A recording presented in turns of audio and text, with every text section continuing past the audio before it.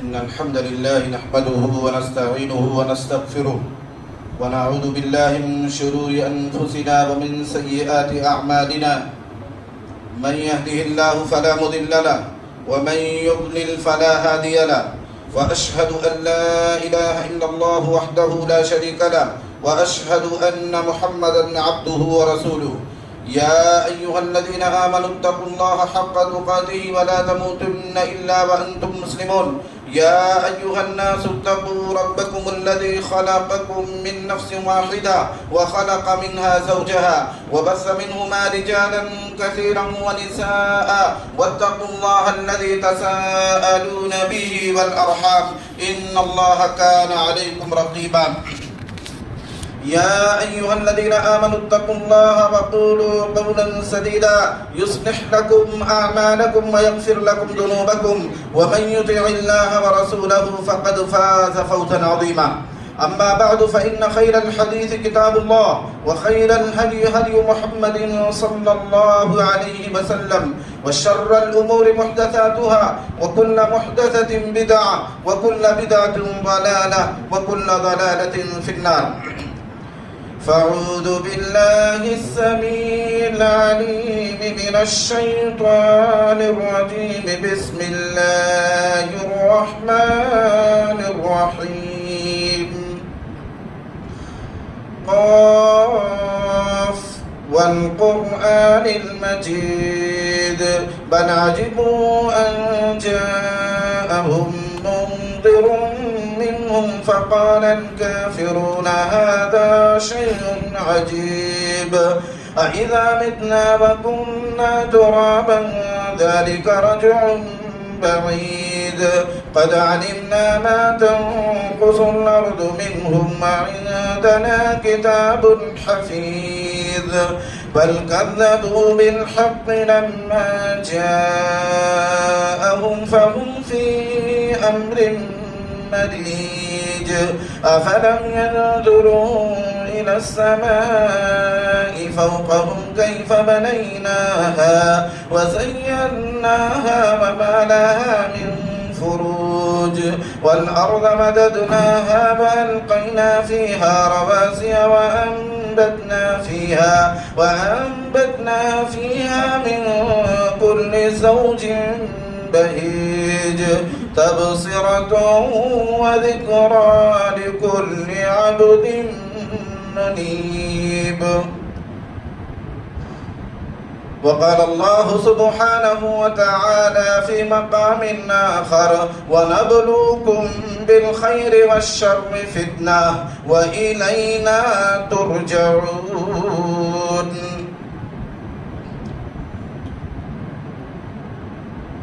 ہر قسم کی حمد و ثنا بڑائی بزرگی اللہ رب العالمین کے لیے ہے جس نے ہم سب کو ساری کائنات کو بنایا پیدا کیا اور پیدا کر کے خصوصاً ہم انسانوں کو بہترین شکل و صورت میں پیدا کر کے نہایت ہی پاکیزہ زندگی گزارنے کے لیے نہایت ہی عمدہ دستور قانون اور آئین سے نوازا۔ اللہ رب العالمین کی بڑائی و بزرگی کے بعد درود و سلام نازل ہو اللہ کے نہایت ہی برگزیدہ بندوں پاک ہستیوں مراد انبیاء علیہم السلام پر خصوصاً امام الانبیاء احمد مصطفیٰ جناب محمد الرسول اللہ صلی اللہ علیہ وسلم پر اللہم صلی علی محمد وعلی آل محمد کما صلیت علی ابراہیم وعلی آل ابراہیم انک حمید مجید اللہم بارک علی محمد وعلی آل محمد کما بارکت علی ابراہیم وعلی آل ابراہیم انک حمید مجید۔ بزرگوں، نوجوانوں، پردہ نشین، مائیں اور بہنیں، آج کے اس خطبہ جمعہ کا عنوان ہے فتنوں کو پہچانو اور فتنوں سے بچو۔ بڑا ہی اہم اور بہت ہی باریک موضوع ہے۔ فتنے کا لفظ جب ہم بولتے ہیں تو قرآن مقدس میں اللہ رب العالمین نے کئی معنوں میں استعمال کیا ہے اور ہم بھی انہی معنوں میں سمجھیں گے اور سمجھنے کی کوشش کریں گے۔ فتنہ اللہ رب العالمین نے سورہ بقرہ میں ایک جگہ ذکر کیا والفتنة اشد من القتل، شرک فتنہ، اللہ تبارک و تعالیٰ نے شرک کو فتنہ قرار دیا کہ شرک قتل سے بھی بڑا جرم ہے۔ ایک انسان کو اگر مثال کے طور پر باپ ہے یا بیٹا ہے، باپ کے سامنے کوئی بیٹے کو قتل کر دے، برداشت نہیں کرے گا، کسی صورت میں باپ برداشت نہیں کرے گا، پورا انتقام لے کر کے چھوڑے گا، اس کی کوشش کرے گا۔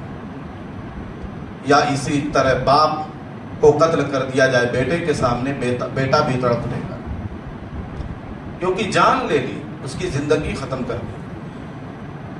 لیکن شرک میں کیا بات ہے کہ اللہ تعالیٰ کہہ رہا اس طرح کے قتل سے بھی بڑا جرم ہے، اس سے بھی بھیانک جرم ہے، لیکن ہمارے یہاں وہ تصور نہیں ہے۔ اگر ہمارے باپ کو کوئی شرک میں ملوث کر دے، باپ بیٹا نہیں تڑپے گا، اور بیٹے کو اگر کوئی شرک کی طرف لے جائے، شرکیہ اعمال کرائے کوئی، باپ کو وہ تڑپ نہیں ہے۔ کیوں؟ علم نہیں ہے، اس کو پتہ نہیں ہے شرک کیا چیز ہے۔ علماء نے کہا کہ کسی کو اگر انسان نے قتل کر دیا، اس کی زندگی چھین لی، اس کی دنیا چھین لی، زندہ رہنے کا حق چھین لیا، لیکن اگر کوئی کسی کو شرک میں ملوث کر دیا تو اس نے اس کی دین چھین لے، اس کی جنت چھین لی، اس کی آخرت برباد کر دی۔ اسی لیے اللہ تبارک و تعالیٰ نے کیا فرمایا؟ وَالْفِتْنَةُ أَشَدُّ مِنَ الْقَتْلِ، یہ شرک فتنہ یہ قتل سے بھی بھیانک جرم ہے۔ تو فتنہ کہا ہے، اور اسی لیے علماء نے لکھا ہے کہ فتنہ جو یہ کہا جاتا ہے، یہ سمجھنے سب کی سمجھنے کی بات نہیں ہے۔ کہہ رہے ہیں کہ فتنہ بظاہر اس کے اندر خیر ہوتا ہے، لیکن حقیقت میں شرک سے مالا مال ہوتا ہے، شرک سے وہ پر ہوتا ہے، برائی سے، شر سے وہ بھرا ہوا ہوتا ہے۔ بظاہر خیر، بھلائی، نیکی، تقوی، اس طرح کی چیز اس سے دکھتی ہے، لیکن اندرونی طور پر علماء لکھتے ہیں کہ اس کے اندر شر ہے، برائی ہے، نقصان ہے، خرابی ہے، بربادی۔ تو دیکھیے آج امت کی اکثریت شرک میں ملوث ہے اور طرح طرح کی شرک کرتی ہے، لیکن کوئی نہیں تڑپتا ہے۔ لیکن امت میں اگر کہیں قتل ہو جائے، کہیں مسلمانوں کو مار دیا جائے، پوری امت ہاں ہو، چیخ پکار، ماتم اور تکلیف کا اظہار کرتی ہے۔ تو یہی ہے فتنے کی باریکی کہ ہم سمجھ نہیں رہے ہیں کہ شرک بڑا گناہ ہے، قتل چھوٹا گناہ ہے۔ قتل میں واویلا ہے، قتل میں انسان چیختا ہے، چلاتا ہے، اس کی درد کو محسوس کرتا ہے، لیکن شرک کر رہا ہے، خاندان کے لوگ کر رہے ہیں، اپنے حقیقی خونی رشتہ دار کر رہے ہیں، پوری بستی شرک میں ملوث ہے، پوری قوم، پورا شہر، پورا ملک شرک میں ملوث ہے، لیکن کسی کو کوئی تڑپ نہیں، کسی کو کوئی غم نہیں۔ یہ تڑپتے تھے انبیاء اس کے لیے، جان لگاتے تھے انبیاء اس کے لیے۔ وَيَقْتُلُونَ الْأَنْبِيَاءَ بِغَيْرِ حَقٍّ، لوگوں نے نہیں سمجھا کہ انبیاء کس لیے آئے، تو اسی شرک سے، جو وہ شرک کو مٹانے کے لیے اور اللہ کی توحید کو عام کرنے کے لیے جو آئے تھے، اللہ نے فرمایا لوگوں نے اس چیز کو نہیں سمجھا کہ شرک اتنا بڑا گناہ ہے اور اتنی خطرناک چیز ہے، انبیاء اسی سے بچانا چاہتے ہیں، لوگ اس باریکی کو نہیں سمجھ سکے۔ وَيَقْتُلُونَ الْأَنْبِيَاءَ بِغَيْرِ حَقٍّ، ناحق انبیاء کو لوگوں نے قتل کر ڈالا۔ ایک دو نہیں، اللہ فرماتا انبیاء، نبی کی جمع انبیاء، کئی نبیوں کو اسی خاطر قتل کر دیا گیا۔ آج بھی جو لوگ یہی انبیاء کے مشن پر پوری ہمت اور پوری جرات کے ساتھ جو کھلم کھلا دین کو بتلا رہے ہیں، آج ان کو گھیرا جا رہا ہے۔ متشدد لوگ ہیں، سخت مزاج کے لوگ ہیں، کمپرومائز نہیں ہے ان کے اندر۔ ارے بھائی سارے مسلک ٹھیک ہیں، تھوڑی تھوڑی کمیاں ہیں، کیوں اتنی سختی کے ساتھ شرک بدعت کہا جا رہا ہے؟ تو مسلمانوں یہ بہت بڑا فتنہ ہے کہ جو سب سے بڑا جرم ہے، جس پر ہمیں سب سے زیادہ بے چین ہونا چاہیے، تڑپنا چاہیے، رات رات نیند نہیں آنی چاہیے، آج اس کو ہم نے ہلکا سمجھ لیا ہے۔ جو اس کے بعد کے گناہ ہیں، جو اس کے بعد کے درجہ ہیں، اس کے لیے ہم تڑپ رہے ہیں۔ تو یہ فتنہ اللہ رب العالمین فرماتا ہے کہ یہ فتنہ ہے، اس کو سمجھنے کی ضرورت ہے۔ ایسے ہی اللہ رب العالمین فتنے کے بارے میں فرماتا ہے وَنَبْلُوكُمْ بِالشَّرِّ وَالْخَيْرِ فِتْنَةً وَإِلَيْنَا تُرْجَعُونَ، اے لوگو ہم تم کو شر اور خیر کے اندر، بھلائی اور نقصان کے اندر، ہم دونوں میں ہم آزمائیں گے۔ فتنہ بطور آزمائش ہم خیر و شر میں مبتلا کریں گے، وَإِلَيْنَا تُرْجَعُونَ، اور ہماری ہی طرف تم سب کو لوٹنا ہے۔ تو دیکھیے اللہ صاف فرماتا ہے کہ ایسے عام زندگی مسلمانوں کی نہیں گزرنے والی ہے، آسانی سے زندگی گزرنے والی نہیں ہے، آزمائشیں ہوں گی، فتنے ہوں گے، اور فتنہ کس ٹائپ کا ہوگا؟ اللہ فرماتا ہے کبھی خیر کے ذریعے کبھی شر کے ذریعے۔ کیا مطلب اس کا؟ کہ اللہ تبارک و تعالی زندگی میں طرح طرح کی تکلیفوں سے دوچار کرے گا، عقیدے کے مسائل میں بھی ہمیں فتنے میں مبتلا کرے گا، اور اسی طرح برائی سامنے لا کر کے کھڑا کرے گا، برائیوں کا انبار ہوگا، ہر دونوں چیزیں ہوں گی۔ یا اس کا ایک مطلب یہ ہے کہ اللہ تعالیٰ کبھی خوشحالی دے کر کے، ترقی دے کر کے، دنیا کی دولت سے مالا مال کر کے، دنیا کی شہرت، منصب، عہدہ، یہ ساری نعمتیں دے کر کے اللہ تبارک و تعالیٰ فرماتا ہے ہم اس میں بھی تمہارا امتحان لیں گے۔ اور اسی طرح طرح طرح کی تکلیف، دشمن گھیرے گا، دشمنان اسلام گھیریں گے، ہمارے عقیدے پر حملہ ہوگا، ہمارے جان پر، ہماری عزت پر، ہمارے مال پر، ہمارے گھروں پر حملہ ہوگا، ہمیں دنیا گھیرنے کی کوشش کرے گی۔ اللہ تبارک و تعالیٰ فرماتا ہے اس میں بھی ہم امتحان لیں گے۔ مومن کی زندگی انہی دونوں چیزوں میں ہے کہ اللہ تعالیٰ آزماتا بھی ہے، اللہ نعمتیں بھی دیتا ہے۔ جب انسان رب کو پکارنے لگتا ہے، رب کو یاد کرتا ہے، اس کے قریب آتا ہے، تو اللہ تبارک و تعالیٰ اس کی تکلیف کو دور بھی کرتا ہے۔ اور کبھی کبھی اللہ تعالیٰ اپنے بندے ہی کی محبت میں جب دیکھتا ہے کہ ذرا اس کے اندر غرور آ گیا ہے نعمتیں پا کر کے، اور یہ ترقی پا کر کے اس کے اندر اکڑ آ گئی ہے، یہ مجھ سے دور بھاگنے لگا ہے، تو اللہ تبارک و تعالیٰ ان کے کھینچتا ہے، ان کو ٹائٹ کرتا ہے، ان کو تکلیفوں سے دوچار کرتا ہے کہ آؤ ہماری طرف تم پلٹ کر کے آؤ، تم ہماری طرف آؤ، تم غرور میں، تکبر میں مبتلا نہ ہو، دینے والے بھی ہم ہیں، لینے والے بھی ہم ہیں۔ تو اللہ تبارک و تعالیٰ دونوں طرح سے آزماتا ہے۔ اور علماء نے لکھا ہے کہ تکلیف میں اللہ تعالیٰ جو آزماتا ہے، فتنے میں مبتلا کرتا ہے، آزمائش میں ڈالتا ہے، یہ آسان ہے، یہ آسان ہے۔ نعمتیں دے کر کے جو آزماتا ہے یہ ذرا سخت ہے۔ کیسے؟ انسان کو اللہ جب تکلیف دیتا ہے، اللہ نے فرمایا کہ انسان کو وَإِذَا مَسَّ الْإِنسَانَ الضُّرُّ دُعَاءَ لِجَنبِهِ أَوْ قَاعِدًا أَوْ قَائِمًا، جب انسان کو تکلیف پہنچتی ہے تو اپنے پہلو کے بل، بیٹھے ہوئے، لیٹے ہوئے، کھڑے ہوئے رب کو یاد کرتا ہے۔ اللہ کہتا ہے ہم کو پکارتا ہے، فَلَمَّا كَشَفْنَا عَنْهُ الضُّرُّ مَرَّ كَأَن لَّمْ يَدْعُنَا إِلَىٰ ضُرٍّ مَّسَّهُ، اور جب ہم تھوڑی اس کی تکلیف دور کر دیتے ہیں تو ایسا پھر گزرتا ہے، اور پھر ایسی اسٹائل دکھاتا ہے، اور اس طرح بھی زندگی گزارنے لگتا ہے، ایسا لگتا ہے کہ کبھی تکلیف میں اس نے ہم کو پکارا نہیں، کبھی تکلیف میں اس نے چھوا نہیں۔ تو یہ تکلیف آتی ہے تو انسان رب کی طرف بھاگتا ہے، تو یہ اچھی چیز ہے ایک طریقے سے، لیکن نعمتیں جب ملتی ہیں تو انسان رب کی طرف کم بھاگتا ہے، دنیا کی طرف، اس کے لینے کی طرف، اللہ کو بھولنے لگتا ہے، دور بھاگتا ہے۔ تو یہ ذرا سخت ہے۔ اللہ تبارک و تعالیٰ اگر نعمتیں دیتا ہے اس میں بھی ہمیں غور کرنا چاہیے، کہیں اللہ کی آزمائش تو نہیں، کہیں اللہ ہمیں فتنے میں بھی تو نہیں ڈالنا چاہتا ہے۔ بعض لوگ خوش ہو جاتے ہیں کہ اگر نعمتیں ملنے لگتی تو وہ سوچتے ہیں میرا رب ہم سے خوش ہے۔ ایسا ضروری نہیں ہے کہ آپ کی دولت بڑھ گئی، اللہ نے آپ کو شہرت دے دی، کوئی بڑا عہدہ دے دیا تو اس کا یہ مطلب نہیں کہ اللہ کی رضا مل گئی، اللہ آپ سے خوش ہے، یقیناً اس کا یہ مطلب نہیں ہے۔ کبھی کبھی اللہ تبارک و تعالیٰ یہ نعمتیں دیکھ کر کے آزمانا چاہتا ہے، یہ دے کر کے آزمانا چاہتا ہے، اور یہ اتنا باریک مسئلہ ہے، سب کی بس کی بات نہیں ہے کہ اس موقع پر نعمت پا کر کے اپنے رب کے سامنے سجدہ کرے، رب کے سامنے روئے، گڑ گڑائے، توبہ استغفار کرے کہ اے اللہ ہم یہ جو نعمتیں ہم کو ملی ہم اس کے شکر گزار ہیں، اور اس کے شکریہ کے بدلے میں مزید تیری بندگی کرنا چاہتے ہیں، مزید تیری بارگاہ میں رونا چاہتے ہیں، تجھ سے فریاد کرنا چاہتے ہیں، جب چاہے گا تو لے لے گا۔ یہ انسان کو سوچنے کا موقع کم ملتا ہے۔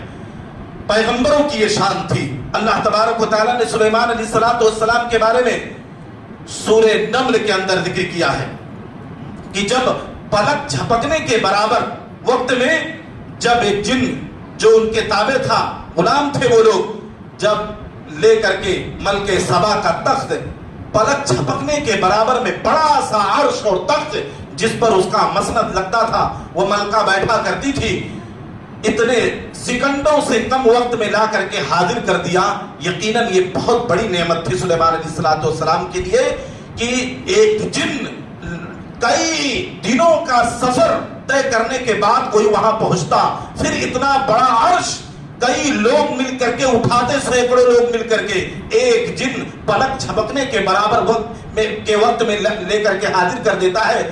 وہ اس میں غرور میں مبتلا نہیں ہوئے کہ دنیا میں کسی کو یہ معجزہ حاصل نہیں، دنیا میں کسی کو یہ طاقت حاصل نہیں، کسی کے ساتھ اللہ تعالیٰ یہ نعمتیں کرنے والا نہیں۔ انہوں نے فوراً کہا یہ اللہ نے جو اتنی بڑی نعمت دی ہے، جو اتنا نوازا ہے، لیبلونی اکفر ام اشکر، اللہ یہ نعمتیں دے کر کے وہ میرے ساتھ چاہتا ہے کہ میں کیا اس کے شکر گزاری کرتا ہوں یا ناشکری کرتا ہوں۔ یہ اللہ آزمائش کے طور پر بھی دے رہا ہے، اللہ آزمانا چاہتا ہے، میرا امتحان لینا چاہتا ہے کہ میں ناشکری کرتا ہوں کہ شکر گزار بنتا ہوں۔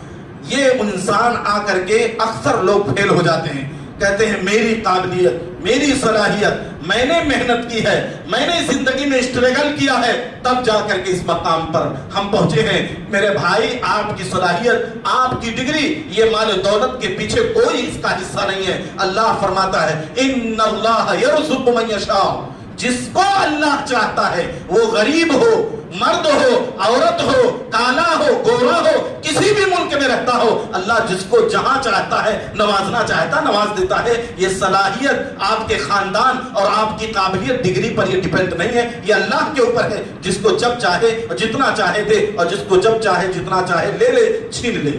تو میرے بھائی اور دوستوں، اللہ تبارک و تعالیٰ دونوں طریقے سے فرماتا ہے کہ ہم فتنے میں ڈالتے ہیں، فتنے میں مبتلا کرتے ہیں۔ ایسے ہی میرے بھائی اور دوستوں، اللہ تبارک و تعالیٰ شہوات، مرغوبات، پسندیدہ چیزوں کے ذریعے بھی اللہ تبارک و تعالیٰ آزماتا ہے۔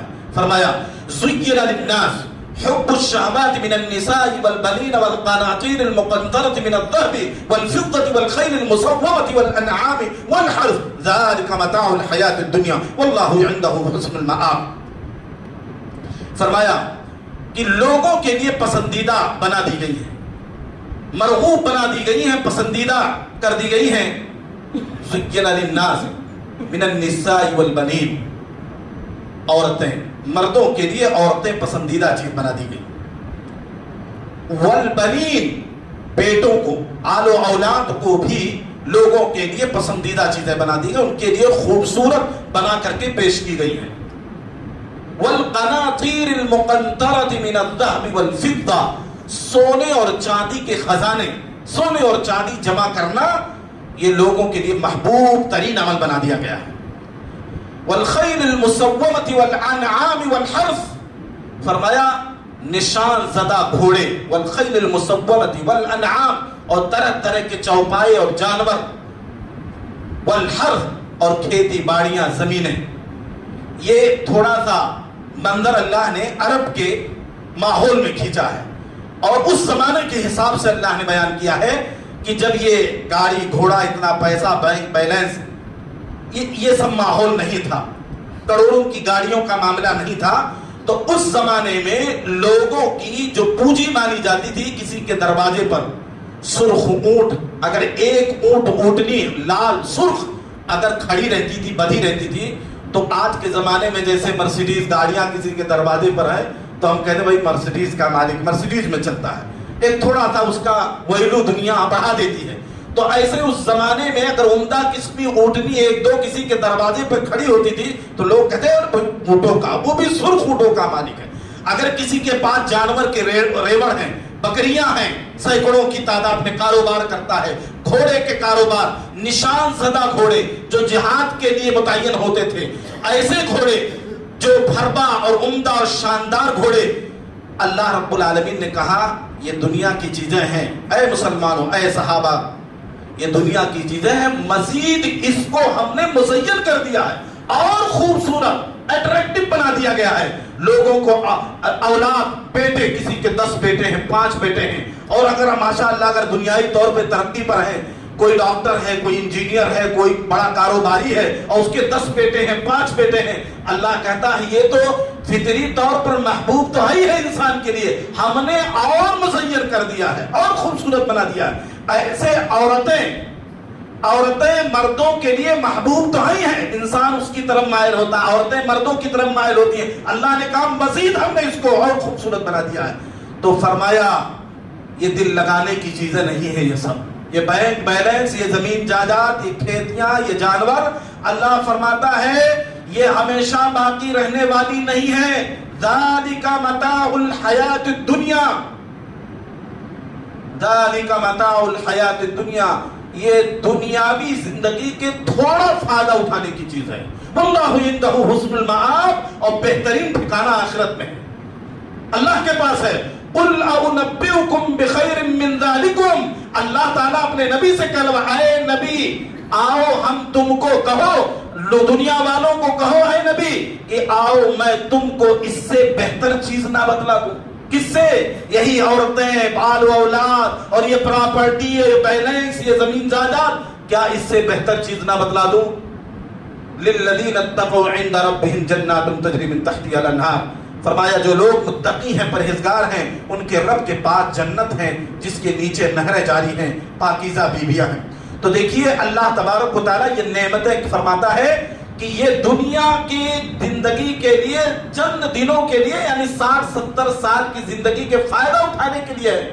اس میں اگر کوئی دل لگا لیتا ہے اور اسی کو حاصل کرنے کے لیے اپنے آپ کو تھکا دیتا ہے، اس کو عبادت کرنے کا، اللہ کو یاد کرنے کا موقع نہیں ہے، تو یہ بھی آزمائش ہے، یہ بھی فتنہ ہے۔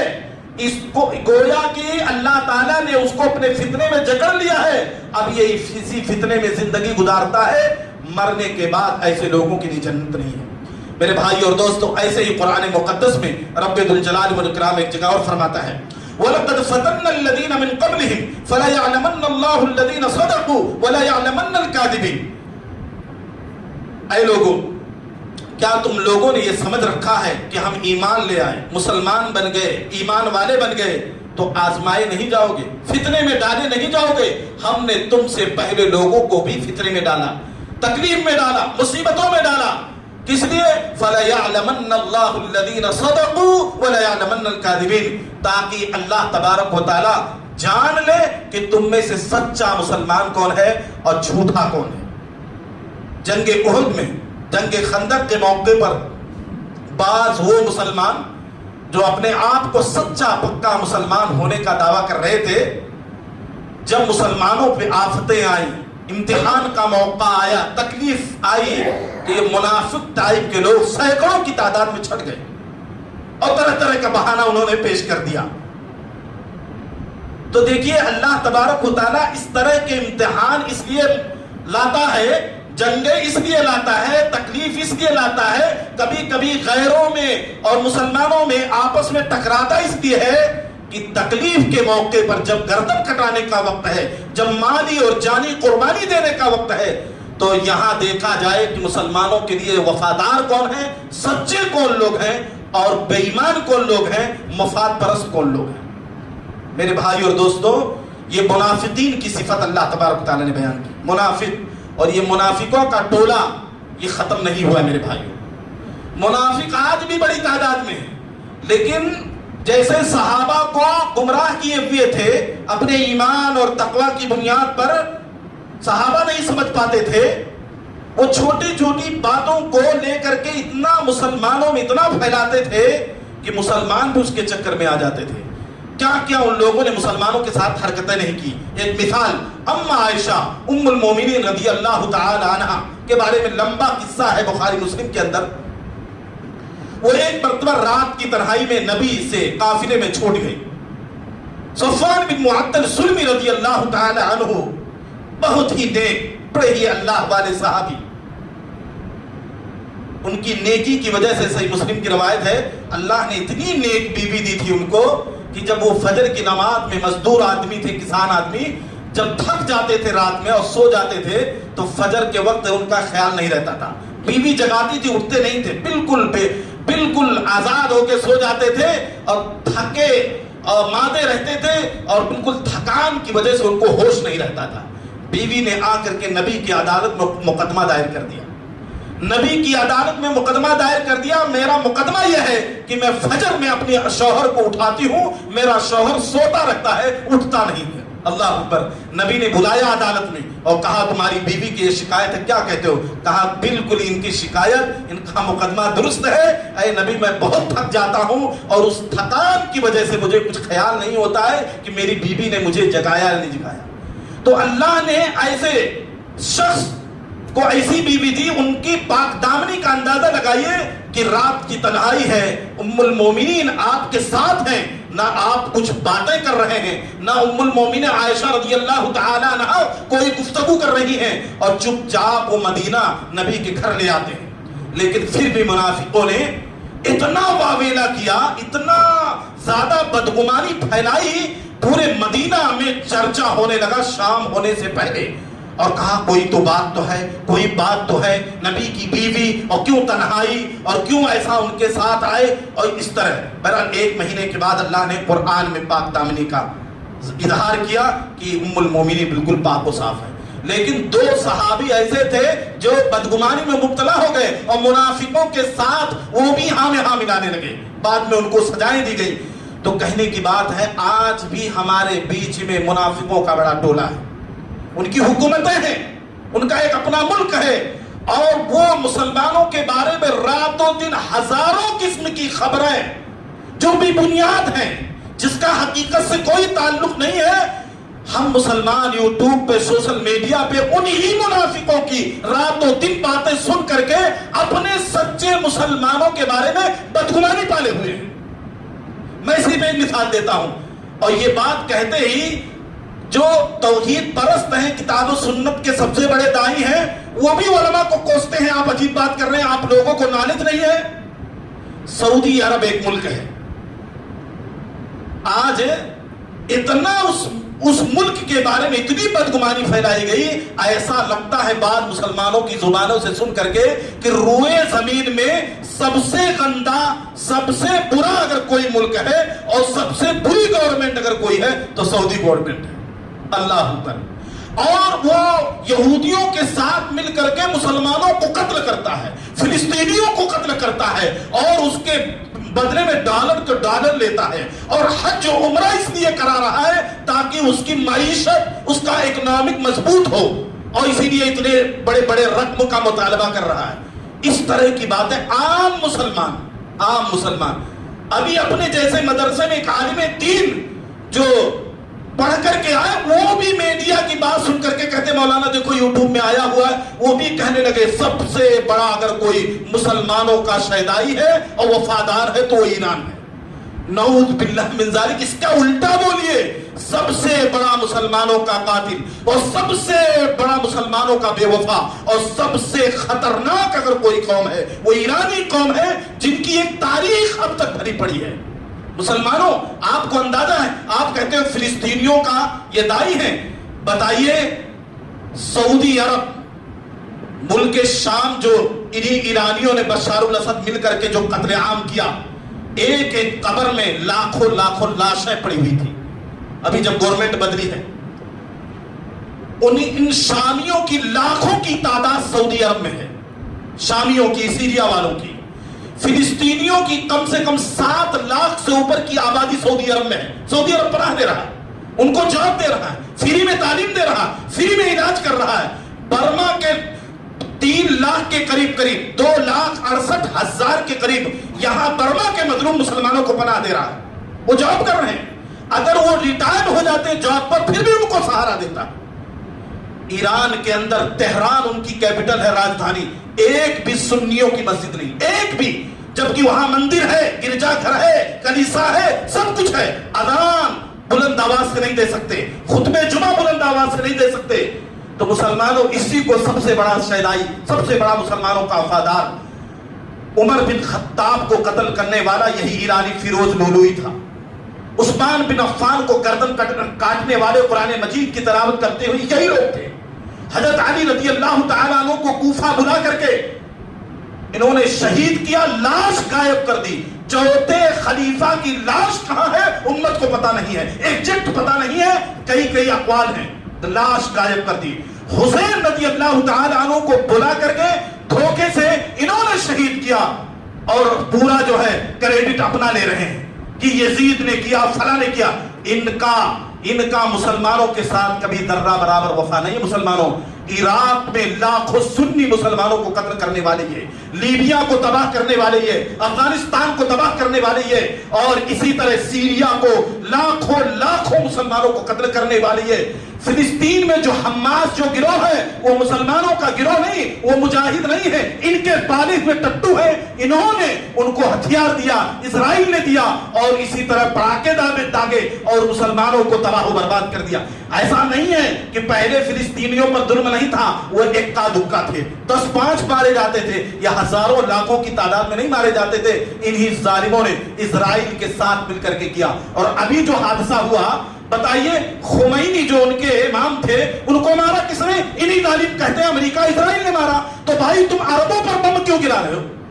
ان کی تیل کے کمپنیوں پر اور وہاں سسٹم پر آپ کیوں مار رہے ہو؟ عربوں کو کیوں مار رہے ہو آپ؟ اسرائیل پر وہاں ایرانی جو اپوزیشن میں ہے وہ لوگ کہتے ہیں 70-75% جو بم داغے گئے ہزاروں کی تعداد میں، سب سے زیادہ سعودی عرب میں، قطر میں اور دوسرے ملکوں میں داغے گئے، اور 25% اس سے بھی کم اسرائیل پر اور ان کے تائید کرنے والوں پر داغے گئے۔ تو مسلمانوں، ہم لوگ صرف سوشل میڈیا کو اپنا سہارا مانتے ہیں کہ اس میں جو خبریں آ رہی ہیں اور جو ہزاروں قسم کے یوٹیوبر خوب تعریف کر رہے ہیں، آپ کو پتہ نہیں ہے ان سب کو تعام کیا جاتا ہے، اور بعد لوگ بھولے بھالے سنی مسلمان ہیں جو ان کی بھی تائید کر رہے ہیں۔ مسلمانوں، سنی مسلمانوں نے بڑے صبر و ضبط کے ساتھ اور بڑے ہی تحمل کے ساتھ ان کا بھی مقابلہ کیا ہے۔ یہ جنگ میں کودنا نہیں چاہتے سنی مسلمان، کیونکہ جنگ یہ اور مسائل پیدا کرتا ہے، اس سے شہری لوگ سٹیزن یہ مرتے ہیں، ان کو قتل ہوتا ہے۔ تو میرے بھائی اور دوستو، یہ بھی بہت بڑا فتنہ ہے کہ آپ کو ایک آدمی ہیرو دکھتا ہے، مسلمانوں کا قائد دکھتا ہے، لیکن حقیقت میں وہ مسلمانوں کو ذبح کرنے والا مسلمانوں کا قاتل ہے۔ اور اس کے الٹا جو ایک سعودی عرب جو پوری دنیا میں مسجد مدرسوں کا جال بچھاتا ہے، علماء کے وظیفے دیتا ہے، اور ہر وقت مسلمانوں کا جہاں بھی اختلاف ہوتا ہے اندرونی طور پر بیٹھ کر کے اس کو حل کرنے کی کوشش کرتا ہے۔ وہ افریقہ ہو، وہاں 2 گروپ لڑ رہے تھے، سعودی عرب وہاں پہنچا، یمن کو یہ تباہ کر رہے تھے، سعودی عرب نے یمن کو بچایا۔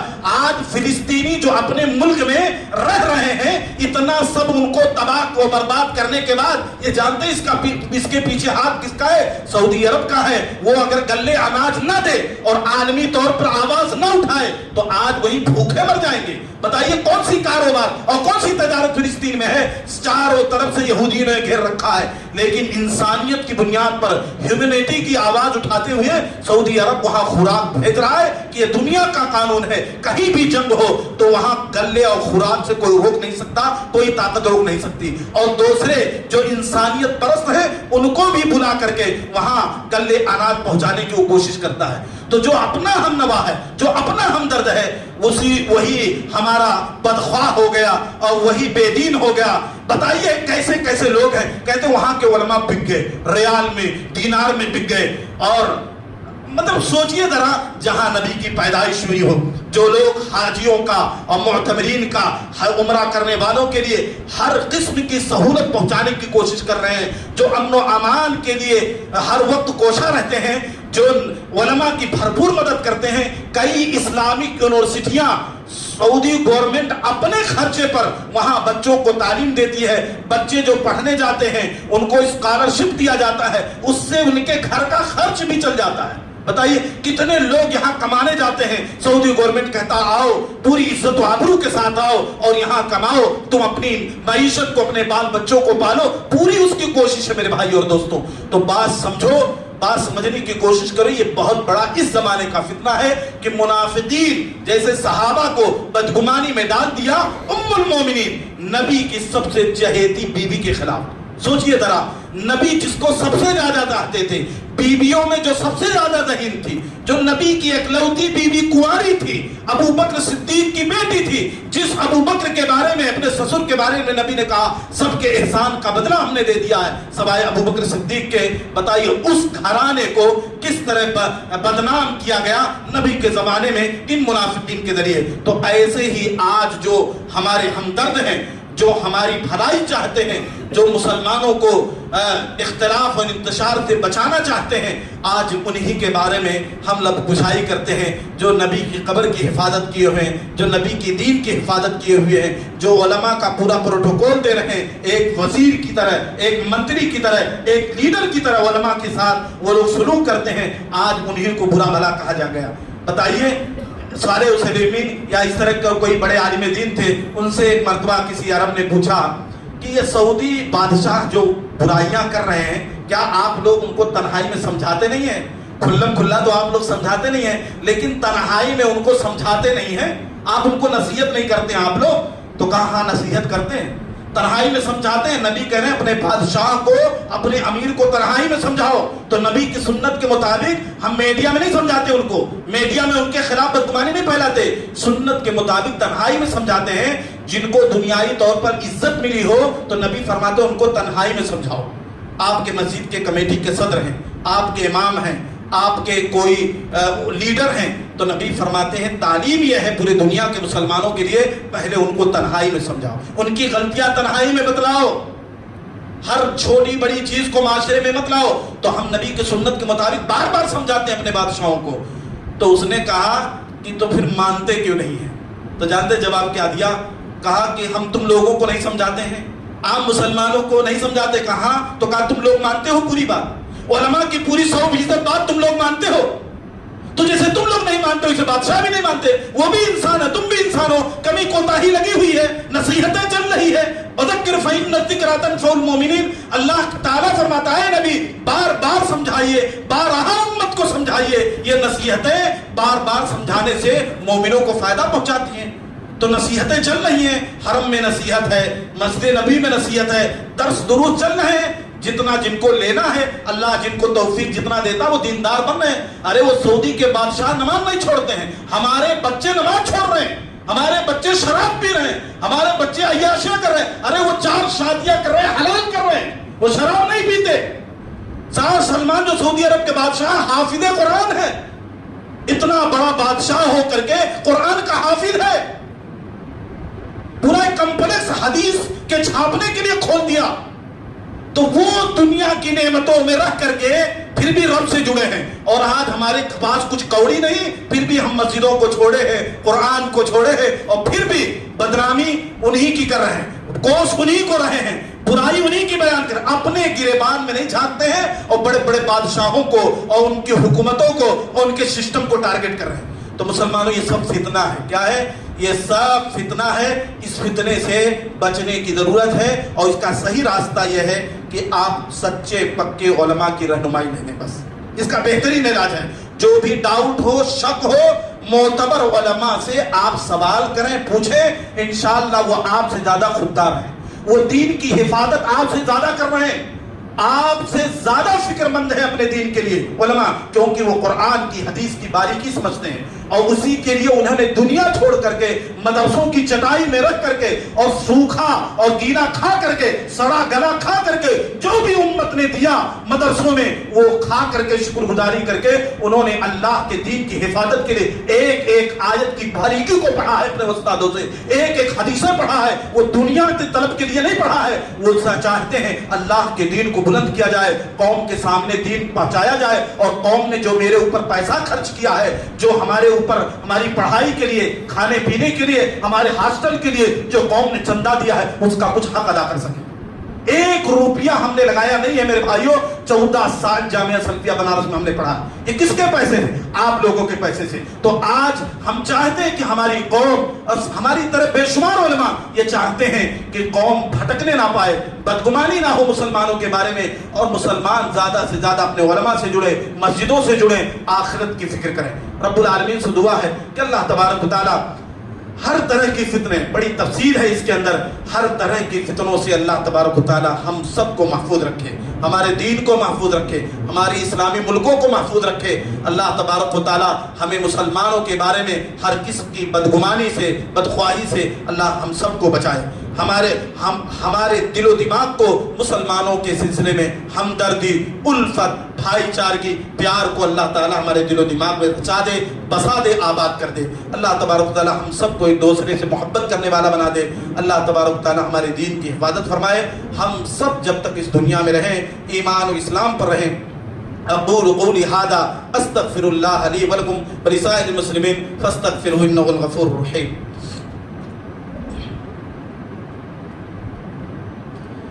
إن الحمد لله نحمده ونستعينه ونستغفره ونعوذ بالله من شرور أنفسنا ومن سيئات أعمالنا من يهده الله فلا مضل له ومن يضلل فلا هادي له وأشهد أن لا إله إلا الله وحده لا شريك له وأشهد أن محمدا عبده ورسوله إن الله وملائكته يصلون على النبي يا أيها الذين آمنوا صلوا عليه وسلموا تسليما إن الله يأمر بالعدل والإحسان وإيتاء ذي القربى وينهى عن الفحشاء والمنكر والبغي يعظكم لعلكم تذكرون اذكروا الله يدعوه يستجب لكم لذكر الله تعالى أعلى وأعرف وأكبر والله يعلم ما تصنعون۔